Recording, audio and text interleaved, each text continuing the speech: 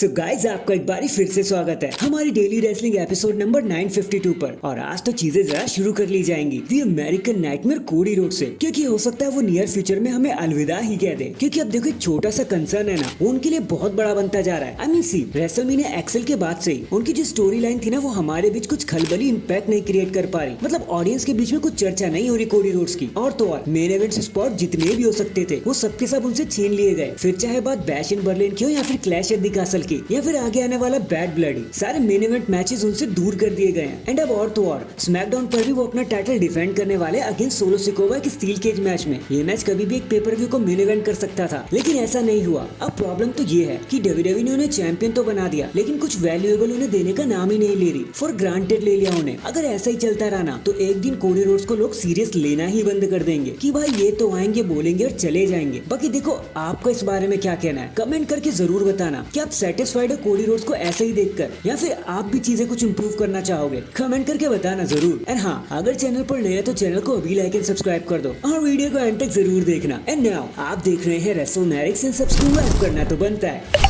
देखो इतना तो हम सभी को पता चल गया है कि ड्रू मैकिंटायर एक मूवी का पार्ट बनने वाले हैं जिसका नाम है the killers game people. And इसमें उनका साथ दी एनिमल बटिस्टा देने वाले हैं। अब इसी के चलते जब ड्रू मैकिंटायर से पूछ लिया गया कि एक्टिंग के लिए आपका क्या कहना है, आप कैसे यहाँ पर सरवाइव करोगे, तो ड्रू मैकिंटायर ने बड़े ही समझदारी से जवाब दिया। उन्होंने कहा कि देखो it is all about camera और आप कैमरे के सामने कितने कंफर्टेबल हो, बस यही मैटर करता है। आप कैमरे के सामने होते हो तो आपको एकदम नेचुरल रहना होता है, आपको बिना कैमरे की परवाह किए बिना कुछ एक्ट करना होता है, और यही सबसे ज्यादा मुश्किल होता है। और सही बताऊं ना, डब्ल्यूडब्ल्यूई के अंदर मैं बहुत सारी स्टोरी लाइंस का पार्ट रहा हूँ जहाँ मुझे एक्शन, रिएक्शन, इमोशन, फीलिंग सब कुछ देने का मौका मिला। एंड तब मुझे रियलाइज नहीं हुआ था कि ये सारी तैयारियां मेरी तब से ही चल रही थी ताकि मैं रेसलिंग से बाहर भी अपना करियर बना सकूं। तो मैं काफी फॉर्चुनेट हूँ और मुझे ऐसा लगता है कि हॉलीवुड में आपको मेरा एक अलग और कुछ अच्छा अवतार देखने को मिलेगा। एंड इतना कहकर ड्रू मैकिंटायर शांत हो गए। बाकी आप ड्रू मैकिंटायर की मूवी देखना चाहोगे या नहीं, वो कमेंट करके मुझे बता देना, क्योंकि वैसे भी CM Punk versus Drew McIntyre वाली राइवलरी किसी मूवी से कम है क्या। सो #bad blood hello in a cell. Next अब देखो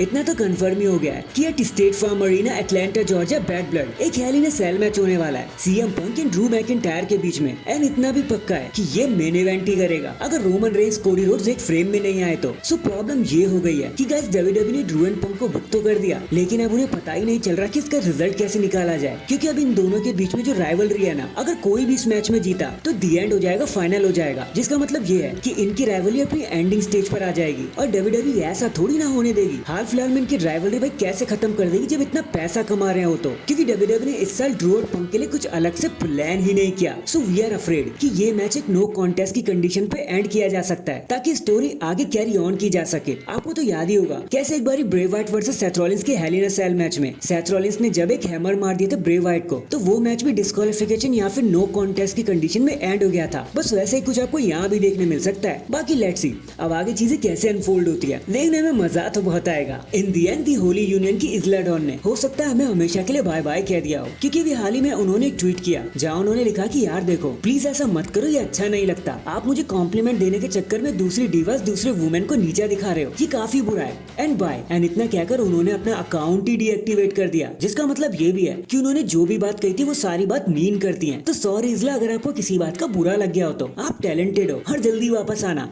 #take care buddy. So that is it guys, अभी के लिए तो बस इतना ही। आप मुझे बताना आप सीएम पंक के ड्रू मैकिंटायर की एंडिंग में और क्या कुछ देखना चाहते हो, कमेंट करके जरूर बताना। एंड अगर चैनल पर नए हैं तो चैनल को अभी लाइक एंड सब्सक्राइब कर दो। बाकी मैं मिलता हूँ आपसे किसी और अपडेट के साथ। अब तक के लिए अपना ख्याल रखें और खुश रहें।